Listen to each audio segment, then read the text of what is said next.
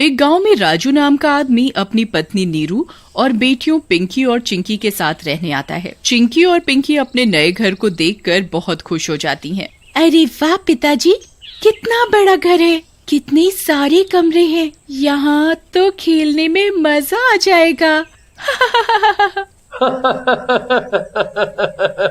हाँ बेटी, खूब मजा आएगा। तुम दोनों खूब खेलना यहाँ, लेकिन हाँ, लड़ाई नहीं करनी बिल्कुल। हा हा हा हा, क्या कर रहे हो जी? सूरज पश्चिम से उठ सकता है लेकिन ये दोनों ना लड़ें, ऐसा नहीं हो सकता। फिर कुछ दिन बीत जाते हैं।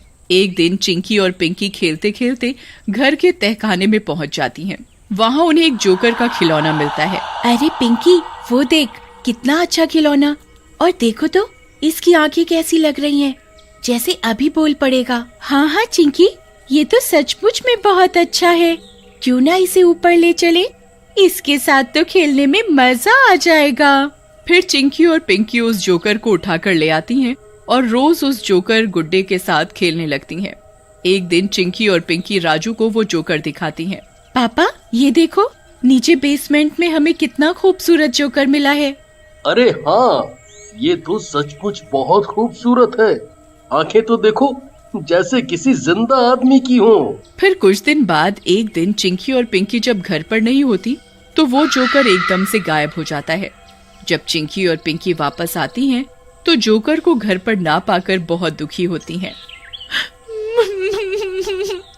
पिंकी, पता नहीं कहाँ चला गया वो जोकर, कितना मजा आता था उसके साथ खेलने में।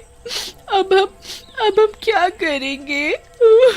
तभी उनको उदास देखकर राजू बोलता है। मेरी दोनों बच्चियां कितनी भोली हैं, एक खिलौने के खो जाने से भी इतनी दुखी हो रही हैं। तुम चिंता ना करो मेरी बेटियों, मैं तुम्हारे लिए नया जोकर का खिलौना ला दूंगा। उसके बाद राजू चिंकी और पिंकी को समझा बुझाकर सुला देता है। उसी रात चिंकी को अपने सिरहाने किसी के खड़े होने का एहसास होता है। चिंकी डर के मारे उठ जाती है। जैसे वो उठती है तो देखती है कि वही जोकर उसके सामने खड़ा है और बहुत बड़े साइज का हो चुका है। चिंकी डर जाती है और चिल्लाती है, पिंकी जल्दी उठो, देखो वही जोकर यहाँ खड़ा है। पिंकी भी घबराकर उठ जाती है। कहाँ है जोकर? तुमने कहाँ देख लिया चिंकी? उन दोनों की चीखें सुनकर राजू और नीरू भी वहाँ आ जाते हैं। उन दोनों को ऐसे डरे देख राजू चिंकी और पिंकी से बोलता है, अरे चिंकी, क्या हुआ बेटी? इतनी जोर से क्यों चिल्लाई? क्या हुआ? पापा, मैंने अभी वहाँ जोकर देखा, वो बहुत बड़ा हो गया है, मेरा गला दबाने की कोशिश कर रहा था। तुम दोनों भी ना, कभी खिलौने भी जिंदा होते हैं। तभी तुम लोगों से कहता हूँ कि ज्यादा ध्यान मत दिया करो फालतू की चीजों पर। फिर राजू और नीरू वहाँ से चले जाते हैं। लेकिन उस रात के बाद अक्सर चिंकी को वो जोकर यहाँ वहाँ दिखने लगता है, लेकिन वो अपना मजाक उड़ने के डर से किसी से कुछ नहीं कहती। एक दिन एक औरत उनके घर पर आती है और नीरू से बोलती है, बहन, मेरा नाम फूलन है, मैं यहीं पास के गांव में रहती हूँ, मैं बहुत गरीब हूँ, कृपया मुझे काम पर रख लो, मैं तुम्हारी हर काम में मदद कर दिया करूँगी। उस औरत को देखकर नीरू को दया आ जाती है और वो उसे काम पर रख लेती है। उसके बाद फूलन उन्हीं के घर में रहने लग जाती है और घर के काम करने लग जाती है। एक दिन फूलन घर की साफ सफाई कर रही होती है।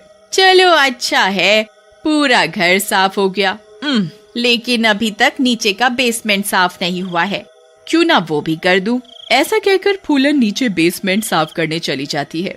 फूलन नीचे बेसमेंट साफ कर रही होती है कि तभी उसे एक आदमी के कद का जोकर का पुतला मिलता है, जो कि उसे ही घूर रहा होता है। उस पुतले को देखकर फूलन घबरा जाती है। अरे ये कैसा पुतला, कितना डरावना है और एकदम असली लग रहा है, और कितना घूर रहा है। फिर फूलन पुतले को उठाकर साइड में रख देती है और काम करने लग जाती है। तभी उसकी पीठ पर एक जोर का थप्पड़ पड़ता है।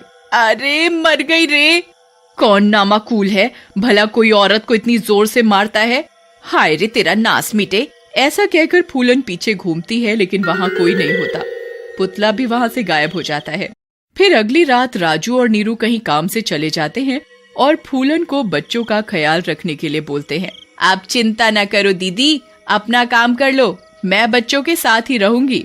फिर उसी रात फूलन घर के काम खत्म करके चिंकी और पिंकी को सुला देती है और खुद बाहर बैठकर टीवी देखने लगती है। थोड़ी देर बाद उसे लगता है कि कोई उसे घूर रहा है।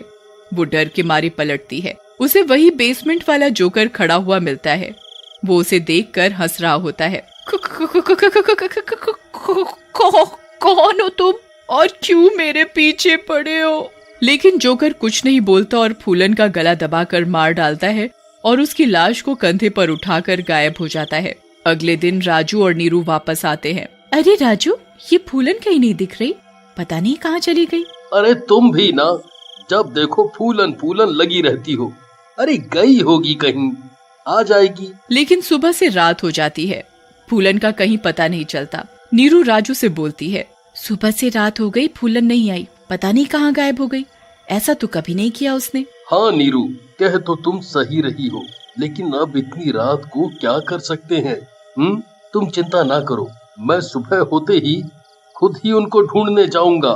फिर राजू सुबह होते ही फूलन को देखने जाता है, लेकिन उसे फूलन कहीं नहीं दिखती। वो परेशान होकर घर आ जाता है। आस पास सब जगह देख लिया, वो कहीं नहीं दिखी। पता नहीं कहाँ चली गई फूलन। फिर कुछ दिनों बाद घर से बहुत तेज बदबू आती है। अरे बाप रे, कितनी तेज बदबू है, जैसे कोई लाश सड़ रही हो। फिर राजू और नीरू बदबू की दिशा में नीचे बेसमेंट में जाते हैं। बेसमेंट में एक सड़ी गली लाश दीवार से टंगी हुई होती है, जिसे देखकर नीरू डर जाती है। ये तो फूलन की लाश है, लेकिन इसे किसने मारा और मारकर यहाँ टांग दिया? अरे जरा धीरे बोलो नीरू, अगर आसपास वालों को पता चला कि यहाँ लाश है तो बात का बतंगड़ बन जाएगा।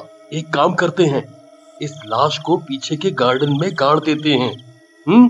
फिर राजू और नीरू मिलकर फूलन की लाश को गार्डन में ही गाड़ देते हैं। मुझे तो कुछ गड़बड़ लग रही है। एक काम करते हैं, आज रात हम चारों एक ही कमरे में सो जाते हैं, सुबह उठकर सोचेंगे कि क्या करना है। फिर राजू और नीरू बच्चों के साथ ही सो जाते हैं। उसी रात जब राजू सो रहा होता है, उसकी नींद खुल जाती है। उसके सामने वही जोकर खड़ा होता है। जोकर उसकी गर्दन पकड़ लेता है। कौन हो तुम और क्यों पकड़ रखा है मुझे? राजू की आवाज सुनकर नीरू और बच्चे भी जाग जाते हैं। कौन हो तुम? छोड़ो मेरे पति को, निकलो हमारे घर से।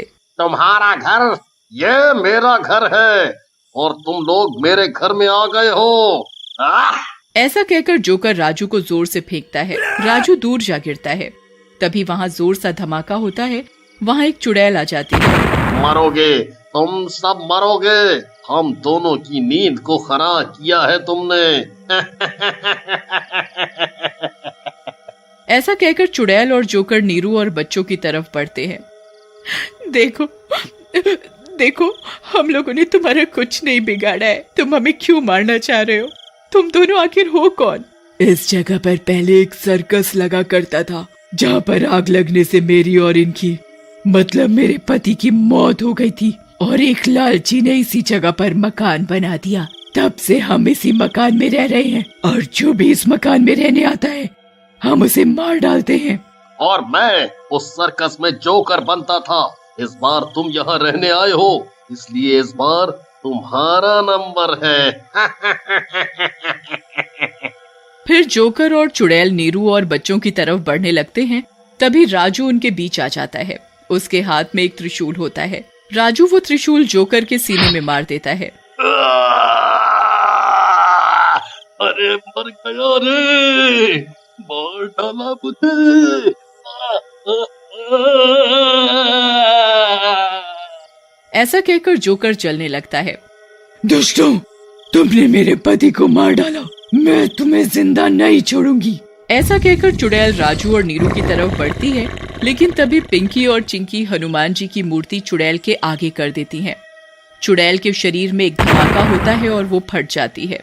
आज तो बाल बाल बचे इस जोकर से, शाबाश। लेकिन अब तुम समझे कि कोई भी लावारिस खिलौना ऐसे ही कहीं पड़ा हो तो उसे नहीं उठाना चाहिए, उसमें बम भी हो सकता है।